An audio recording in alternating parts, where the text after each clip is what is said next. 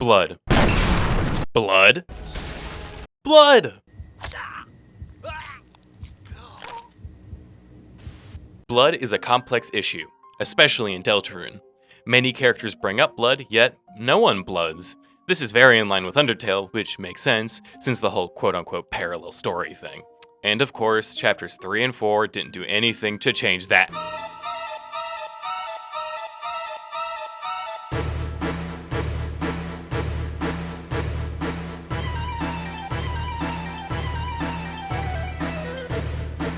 Let's start from the beginning. Let's get our footing.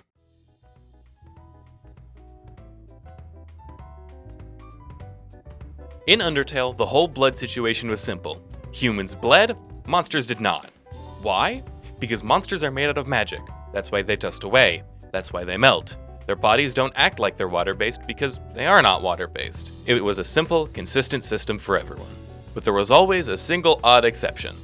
Sans. Because of course the exception was Sans. Sans bleeds, well, he reds when we/Kara/Frisk slashes him.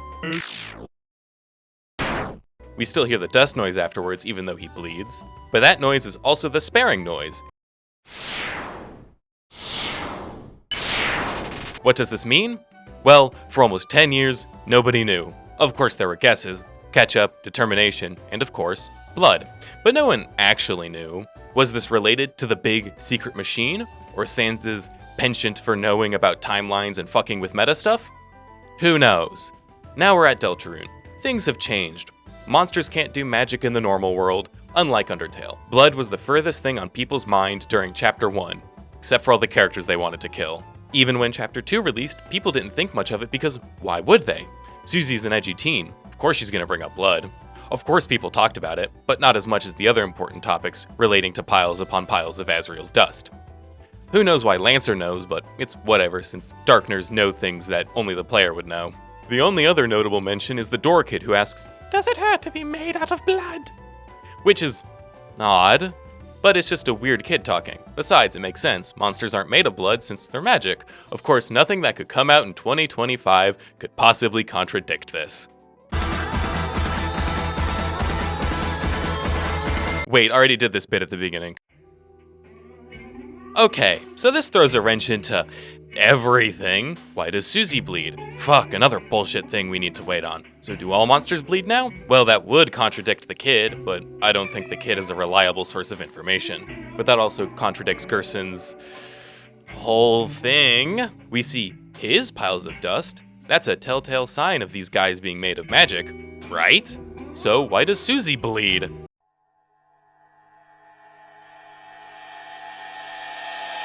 I don't know. There's not enough information to answer that question. Simple as that. I feel like saying anything is just baseless speculation that won't mean anything by the next chapter. But we can still go over the evidence we do have and see what it's leaning towards. The fandom falls into two camps. Monsters have blood, and monsters don't have blood.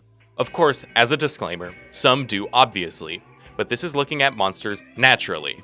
The first piece of evidence is that you should like and subscribe and hit that bell and subscribe to my Patreon that doesn't exist. Whoa! First, evidence that's in neither camp. Washington, 6'8", weighs a fucking ton. I think this one is obviously unhelpful for multiple reasons. 1. Darkners have an understanding of the world beyond the Dark World itself, so taking what they say as evidence, either way, feels a bit flimsy. But also, since Chris loves doing blood shit, I assume on some level the creation of Darkners by someone who is a human or close to a human, aka Chris or Des, would let the Darkners know about blood. However, this specific piece of evidence, for my evidence, should be taken with a grain of salt since, you know, the knight might be Papyrus for all we know. Let me lay it on the line, he had two on the vine. I mean 2 sets of testicles, so divine. This should be an easy camp for monster blood, right? Wrong! This is for neither, since monsters and humans live in knowledge of each other. Even if they are at war or hate each other, there is most certainly cultural osmosis, as in Susie watched Die Hard and loved it. He patrolled the land with the mason ring and schnauzer in his perfect hands. Under most circumstances, this would be under the monsters don't bleed. But we're talking about Noelle here. The girl is afraid of Santa and believes in an icy monster. So Noelle thinking ketchup is blood isn't the best evidence since it's, well, Noelle. Additionally, Susie thinks some salsa is blood, and Susie knows a little bit more than Noelle, so we'll chop it up as Toby Fox thinks this is a funny bit. Now, onto stuff that supports that monsters bleed. Here comes George, in control. Women dug his snuff and his gallant stroll. The main evidence with zero theorizing necessary is, of course, the big main thing that relit this discussion. Susie bleeding. This is the best evidence for monsters bleeding because, I mean, look at her. She is a monster, in Deltarune, bleeding. Doesn't get any more clear than that. We also know it's not imaginary blood since we see it on Rouse, so obviously, a monster bleeding is very clear information that monsters have blood. Obviously.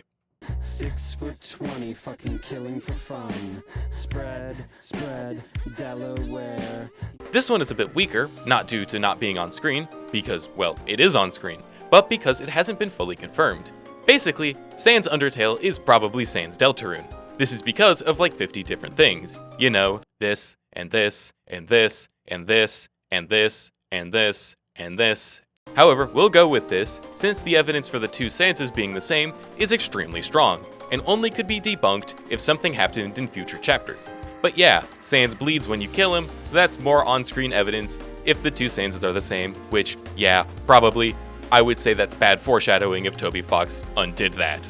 Sue me if I go too fast, but the sons of his opponents wish that he was their dad. Okay, so this kid says, "Does it have to be made out of blood?" While some disgusting anti-monster blooder might say, "This kid was written by Toby Fox, so we should weigh this as evidence." However, we understand that this is a stupid fucking kid who knows nothing about anything, because they also say, "If humans are made of bones, where do skeletons come from?" First off, the kid doesn't even speak correctly, but also, why don't they question Toriel? She's just a goat! Unless I am to believe goats, and wolves, and dogs, and planes don't exist within this world. If a character like Alphys or Toriel said, "Does it ever hurt to pump blood?" then yeah, that'd be good evidence because they're both intelligent adults, and I trust that's how the world works. But that kid is just some faceless kid. Why should I believe a single word that Ratfuck says? Now for stuff that supports that monsters don't bleed. Got a wig for his wig, got a brain for his heart. He'll kick you apart. The main point going for monsters not bleeding is Gerson. I mean, he dusts, and the book in the library says it's standard practice that they dust, so like, yeah, there really isn't much to talk about besides that the fact is so plainly clear, literally right in front of us, even with a dramatic lightning sting. Toby Fox loves on-screen evidence to contradict other on-screen evidence. Pocket full of horses, fuck the shit out of bears, threw a knife into heaven and could kill with a stare. In the Weird Route, you give Noelle the Thorn Ring. This ring slowly takes away her health over the course of a fight, and she doesn't bleed. This would be very solid evidence, however, a few things. Characters are routinely shot, stabbed, smashed, burned, and injured in other ways, but don't bleed. Dark World shit doesn't seem to hurt in the exact way that real world shit hurts, except for windows. Those do make you bleed. And also, even in the real world, the Chapter 4 Thorn Ring doesn't even make Noelle bleed. It either metaphorically deflowers her, pixels her, or makes Chris turn into JP from Street Fighter 6. Depending on when you played the game. So, until chapters 5, 6, or 7 makes things concrete, I feel like this is more firmly in the camp of no bleed. He made love like an eagle falling out of the sky, killed his sensei in a duel, and he never said why. Okay, so this kid says, "Does it hurt to be made out of blood?" While a disgusting monster blooder might say, "They're a kid, why do you believe them?" We have to think about one main thing. Why would Toby Fox put this in the game? Toby Fox is the writer. It isn't by accident that this line is in the game. When teaching someone about a new world, it is generally good practice to have characters more naturally exposit world building, such as its residents asking the blood-filled character what it's like to be made out of blood. So, I believe that due to the fact that this kid isn't real and is written by Toby Fox, that they are here to inform us about this world, and should be believed for the most part, at the very least. Anyway, that's like all the evidence. It's not a lot.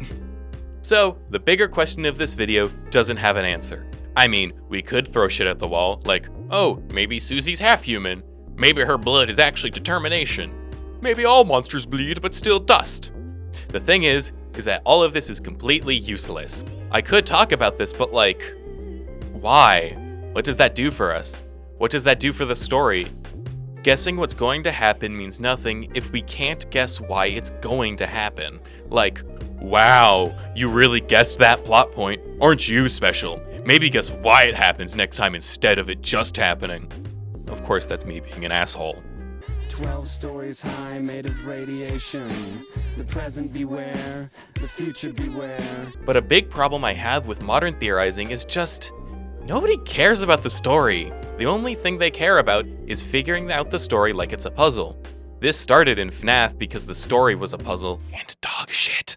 And that kind of theorizing started to infect every single fandom. Like, Oberon Smog is technically right. Gerson is a Darkner who is brought back to life, but that doesn't mean the theory is correct because everything else about the theory is completely fucking wrong. He's not the fucking knight! Like, it doesn't connect to any themes or character relationships. It's just nonsensical on every front aside from the one thing it got correct. I'm not saying nonsensical theories are wrong. In fact, I do like them despite my dislike for some. And I really like them because they're, well, just fun. It's just this general atmosphere that Deltarune is something to be solved and not experienced, where Toby Fox puts things in his games because he's a trickster and wants to outsmart his audience, and not because it builds interesting characters and interesting themes. Monster Blood by itself is completely useless to talk about because who gives a fuck? But once we put Monster Blood in the context of Sans and Susie, that's where it gets interesting, once we actually apply it to some characters. So going off of that and actually applying it rather than just stating, monsters bleed. If monsters bleed, then that makes Sans more interesting because it fully confirms that both Sanses are the same Sans. That makes me wonder, why is Sans in Undertale? Why does he want to go back? Why did he give up? It makes me interested in seeing his arc and seeing what happens. With Susie, monsters not bleeding makes her more interesting. Why does Susie bleed? Is she mixed? What's going on? And what does that say about the character of Susie? Blood by itself is such a nothing subject, but applying what bleeding means to the characters that do bleed is actually worth something. Maybe we can take something out about the theming or her motivation. For example, Gaster is green? Who gives a fuck? Wow! We know his color because RGB is a concept. My Xbox controller is Gaster evidence! The X represents how Sans spares you. The B represents Papyrus's theme of bone trousel. And the A represents what button you press to arouse Gaster. Also, I'm sexually attracted to Sans AUs. That tells me so much about Gaster. And even then, what does Gaster being related to Sans and Papyrus actually mean? What does that say about their relationship? What does that say about Sans returning? Why does he want to? Why does he feel that way? But at the end of the day, so many theories seem to be more about predicting and saying, I guess the plot, I'm so smart, instead of actually interfacing with the art they are so obsessed with. That's why device theory is the best one, because it actually interfaces with the story and themes that Toby is trying to present. It's not just, Chapter 4 will take place in a church, or Deltarune is a video game inside a video game. It's actually interrogating the themes of the story while not trying to completely overwrite it. Device theory by Molly Stars and other theories like it take that step forward of not just guessing the plot, but actually applying the themes of the story and using that to take a guess. What does device theory say about the story and themes of Deltarune? So fucking much! So many theories stop right before they actually say anything interesting and just say, I predicted this is going to happen because it's cool. You know, it's kind of like Homestuck Beyond Canon, where on the surface it's cool, but once you dig deeper you realize how shit and hollow it actually is. Yes, I'm doing this every fucking video now.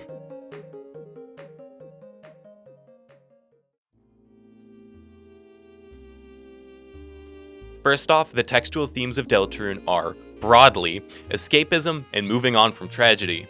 Also, I'm not talking about the metatextual themes of Deltarune because I'd just be repeating device theory. So, go watch that, it's by Molly Stars.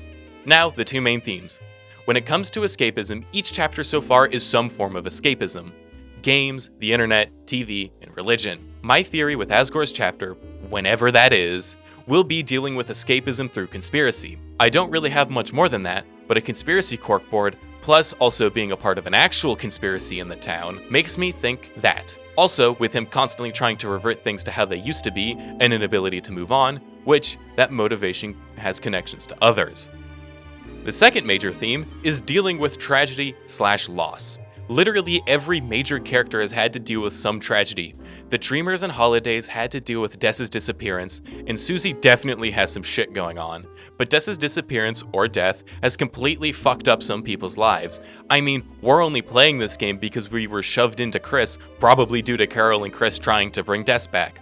Chris had to go to therapy and can barely think about what actually happened. Undyne is currently in the murder basement because of Carol and Chris, so I think Deltarune is going to do some very interesting stuff with that. But I don't really know how it's going to conclude or what Toby Fox will say. I just know that it's gonna be a thing that's talked about. So then, fuck it, let's put my money where my mouth is. Here's my crackpot theory, my ultimate bullshit, my very own personal piles of Azrael's dust. This ties to the themes of escapism and moving on from tragedy all into one. Okay, it's not as stupid as Jaro Jaro's theory, but it's still pretty bad. Cue the dramatic music to make my point sound better. Alright, so my big stupid theory is that Des is the Night. But it's not actually Des. Instead, the night is the memory of Des made out of pure darkness created by the delusions of Carol. Basically, the night is not physically Des, but is instead the idea of Des, a fictionalized version of Des. First off, she's pure black like the Titans, and pretty hollow looking. If she's based off an idea and not a physical object, like an email or a fire extinguisher, then the only thing that darkness can cover is itself. That's how she can be hollow. That's how she can exist outside, because she is pure, crystalline darkness. You know, like a mere shard of Des, ooh. Which would also let her make dark fountains because she is an idea given form. Carol's determination in the body of darkness. This also explains why she has a sassy personality. She is technically Des. Why do I think this? Because Carol cannot move on from Des's disappearance. She basically Edith Finched Des's room. She's literally going to kill a cop to bring Des back. Probably, it's unclear, but it tracks in my opinion. So, the Night is Carol's idealized version of Des, her memory of Des, a cool kid who still listens and follows along with her mom. The Night is Carol's inability to move on from tragedy in physical form, and the thing is, this version of Des no longer exists. When you're a corpse or have been kidnapped for, like, any amount of time, you're not coming back the same person. Carol is trying to ignore the reality in front of her. Des is gone. Doesn't matter if she's stuck in the code or splattered on Asgore's windshield. The Des that Carol remembers, that everyone remembers, is dead. Carol, and probably Chris now that I'm thinking about it, have escaped into pure delusion.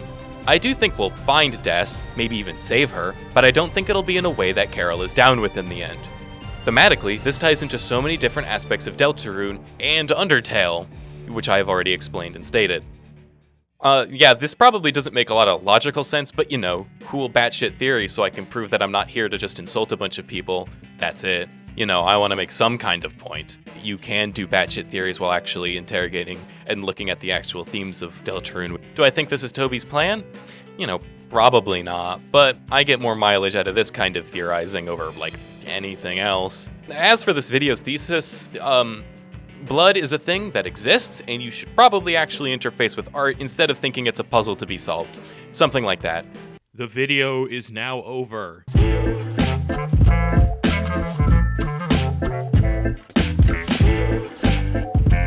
Are you gonna hurt women? I'm not gonna hurt these women. Okay. Why would I ever hurt these women? I feel like you're not getting this at all. I'm not getting it.